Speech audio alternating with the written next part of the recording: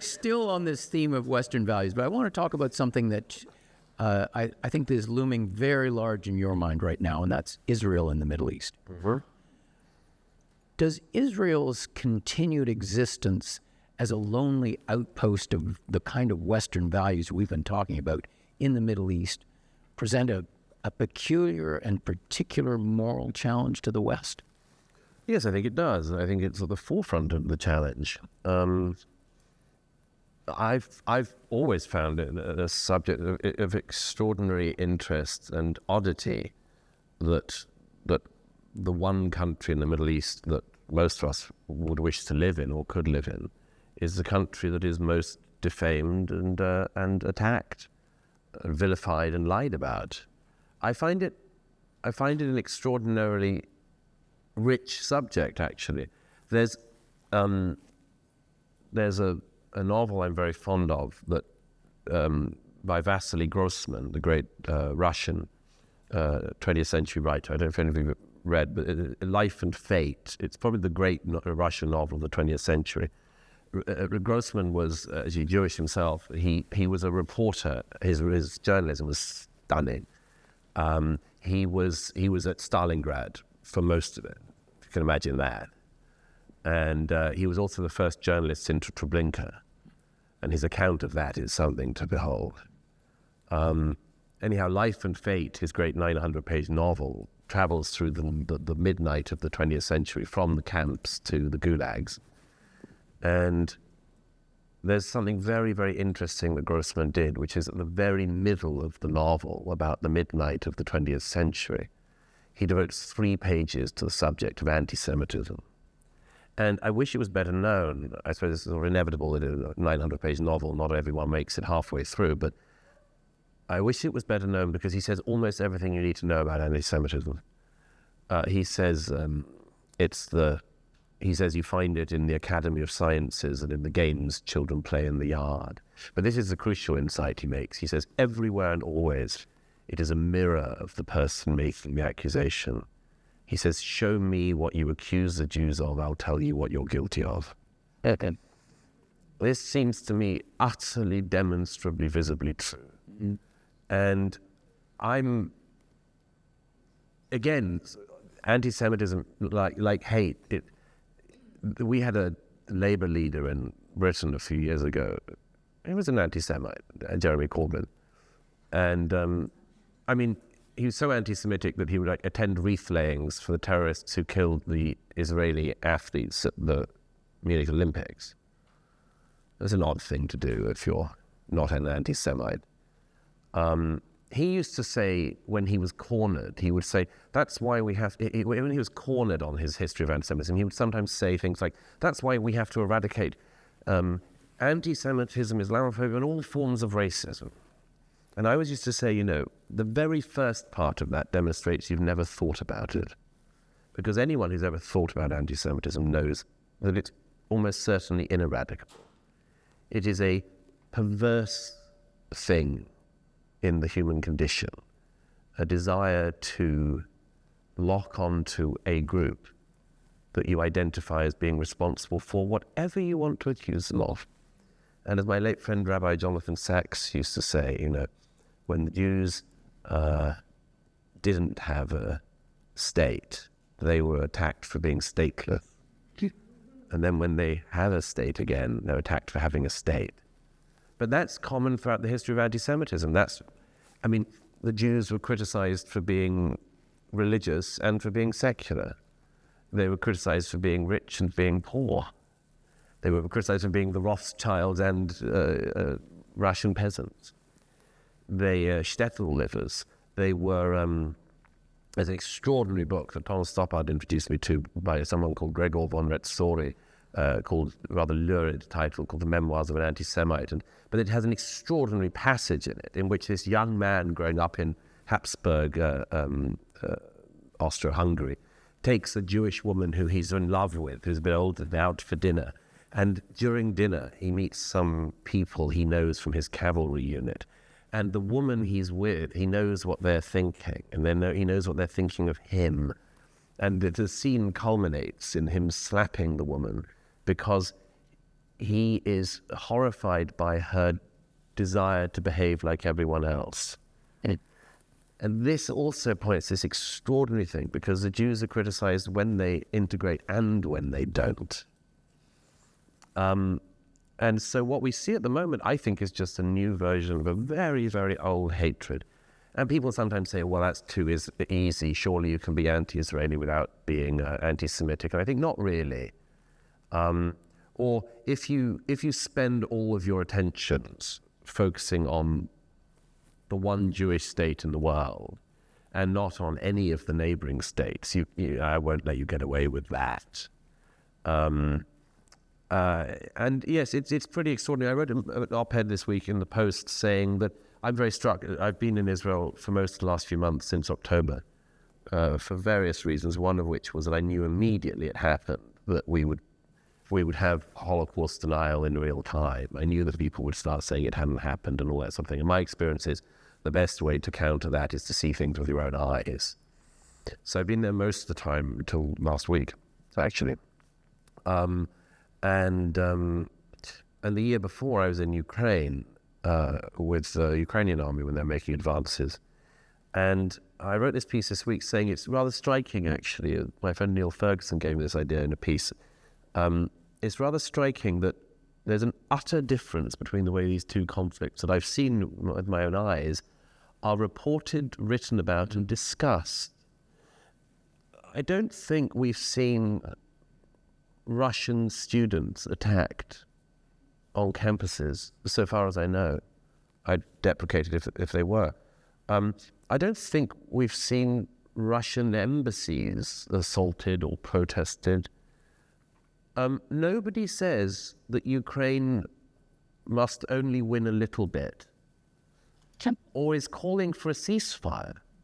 I mean, your prime minister, sorry, I don't want to zone in again, but your prime minister is one of several Western leaders who seems to get a certain sense of machismo by standing beside Zelensky, and good for him.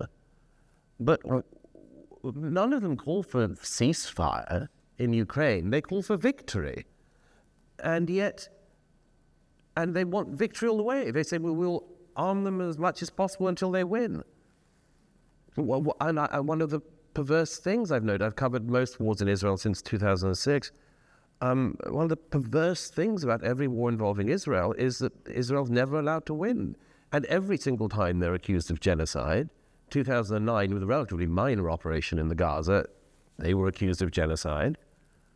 And I wrote a piece the other day saying, if you add up all of the dead of all of the wars involving Israel from all sides, from and including the War of Independence in 1948, when Israel's neighbors all tried to eradicate it and strangle it at birth, you get up to a death toll of something like 65,000 people. And that's using the highest death tolls on the Arab side. And that's dead on both sides. On both sides, in every war involving Israel from 1948 to now. That is 6 months of average killing in Syria for the last 13 years. Something like 400,000 people have been killed in Yemen in the last few years. Again, 5 times the number of every war involving Israel on all sides. I see no protests about this. I mean, don't tell me this comes from a good place. Don't insult my intelligence. So I wanted to ask you, has covering the Israeli-Hamas conflict as a journalist, has it changed you as a person? Gosh, that's a difficult question. That's why I asked it. Well, in some ways, I mean,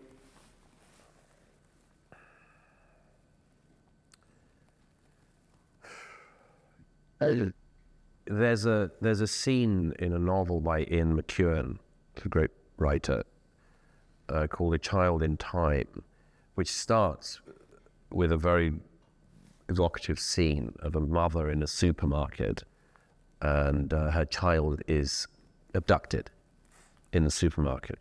And the incredibly evocative thing about this opening is that the mother, when she realizes that her child has been snatched, starts to yell and scream and try to get attention. And there's a moment in which the other people around don't know what's happening, can't understand, are embarrassed by her, start to move away. And then there's a moment when the other people realize a child has been kidnapped. And McEwen describes it as being like a glass shelter over everyone that suddenly smashed. And suddenly everyone is in the real world. Something terrible has happened. The glass smashed in Israel on the 7th of October in an extraordinary way. And the Israelis have been reminded of something they haven't seen for half a century, certainly not since 1973. And most people in Western countries certainly have forgotten, which is sheer evil. You can't. I sort of think it's part of my job as a writer to stare into the face of it, but it's pretty brutal seeing and hearing all the details. I mean, I'm very haunted by not just what happened in the kibbutz, the villages and towns, but the one in particular which haunts me is the Nova Party, because I've spent some time with the survivors and been to some of their reunions, and these are all people, for the young people here, these are all people who were just up for a party. And if this had been in Canada, and this was a roving party that went around the world, if it had been in Canada, there are people here who would have been there, and you'd know people who were there. If it had been in Britain, I'd know people who were there, and so on. And I'm stunned. I'm stunned by two things. One is the sheer horror, and the second is the sheer lack of empathy outside of Israel. I'm stunned by it. I mean, can you imagine what it's like? Obviously, some of these people are on mind-altering drugs and party drugs and things. Can you imagine what it would be like to be coming up on a mind-enhancing drug and then stare into the face of utter evil? I mean, some of the people who were there, their minds have collapsed. Some of the young people have been sectioned into asylums because when you see the kind of things they saw, and but that's everywhere across the South. So yes, it has changed me a bit. It's been a very, very stark reminder that true evil exists, and sometimes it just lets rip. I've described that Hamas has had 18 years to run the Gaza, and 18 years is the life of a child from childhood to adulthood. And they have tried to create a society of sociopaths. Psychopaths are born, but sociopaths are made. And the glee was, from the first moment I saw the video of the unedited footage, the glee was what struck me as being highly unusual. I've seen quite a lot of wars and quite a lot of evil, but I've very rarely seen so much glee whilst carrying out acts of evil. And but there is one other thing about it which has changed me, which is a positive thing, and that's this. Every Western country has this, I think everyone in the West has this question of the greatest generation. Those of us who grew up with stories from the First and Second World Wars, and when the people from the First World War died out, and then the people from the Second World War started to die out. Now, strangely, there were so few of them left. But there was always that question when I was growing up, which was, what would one do if it was one's grandparents' generation? Because it was pretty extraordinary. I mean, the fact that people from Canada were called across the ocean and went twice is remarkable. In my father's family, in the Outer Hebrides, nobody ever went anywhere. I mean, nobody left the island for centuries. Like, somebody came to Edmonton, but in the First World War, all the men were called up to the Navy, and then in the Second World War, all the men were called up to the Navy. No one had ever been abroad other than to France. And I always grew up wondering what would it be like in my generation, and I do think that's something that should be asked. Pericles, in his funeral oration 2,500 years ago, says to the people of Athens, orient yourself by these men who've died, and judge yourself according to them. Now, in America, when Ukraine was invaded, there was a poll in which Americans were asked what they would do in the event of an invasion of America, like the Russian invasion of Ukraine. And only just over 50% of Americans said that they would stay and fight. It was a minority of Democrats, a slight majority of Republicans. Otherwise, the rest of them wanted to hot-foot it to Canada, assuming it wasn't you invading, which I'd like to take as a presumption that can be true.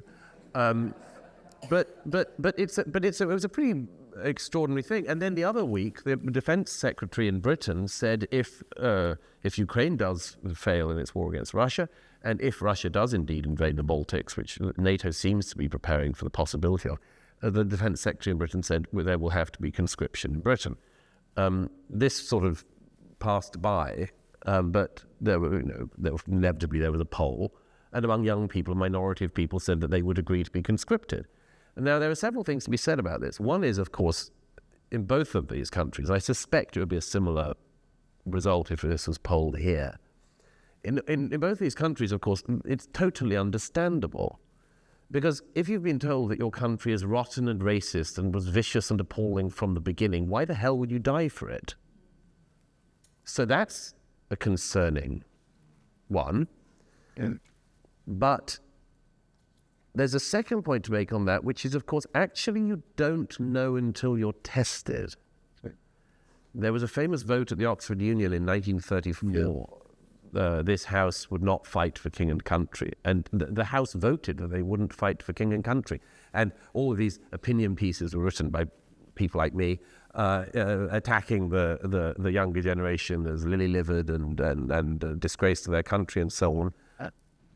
But of course, these ended up being exactly the young men who 5 years later signed up and went and fought. So you don't know. But this is a long-winded way of saying the positive thing that I've learned in Israel in recent months is that heroes come about through the events. And the young generation of Israelis are utterly heroic. I am deeply, deeply moved by them. A lot of older Israelis thought that the young Israelis had become soft, just like every other country thinks that the young have become soft. But to hear the stories, to know the people, I mean, I have obviously friends and friends' children who are serving, but also strangers. And things like on the day, there's a brilliant young man, a few years young, in his 30s, who on the morning woke up, realized something was off, and drove south immediately and went to collect some guns. And his commander of his unit phoned him and said, everyone's coming back to base in Jerusalem. And he said, no, we have to go south. We have to go south now. And he said, you cannot defy the orders. He said, I'm defying the orders. And he drove south and he fought for the next 48 hours. And he saved a lot of lives. And he sent goodbye messages to his children and his wife on the way. Because he said, I was certain I would die. And just the whole country is filled with millions of stories like that. I was in the West Bank the other week and was with a grieving household. His beautiful 23-year-old daughter, who was a photographer, signed up to return to her unit on the 7th. Her parents begged her not to. She said, I absolutely cannot not be in the fighting, and I can't let down my unit. And 2 days later, she was in Sderot and a rocket landed on her. And, my view is Israel lives in reality. That's the truth of it. Israel lives in reality, which is a reality that the jungle is real. The monsters really do exist. And I find one explanation for the lack of empathy for Israel in the West now is that we would rather push away the people who've discovered something we don't want to discover than to discover it ourselves. But, as I say, the people in the West who obsess about this in such a negative way, just one quick one. Somebody said to me at one of the Nova reunions, a young guy who'd seen the most terrible things, said to me, "What would you do if this happened in your country?" And I said, "I don't know."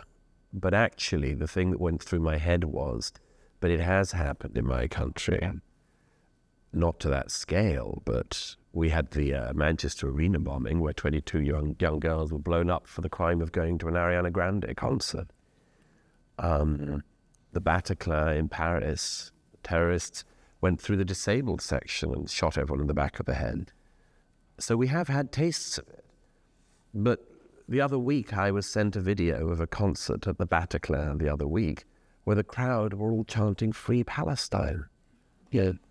And so I sort of thought, well, again, maybe, and I have thought this for a long time, maybe instead of seeing that Israel is the forerunner of the West and the outpost of the West, there will be a type of person who blames Israel for our own problems.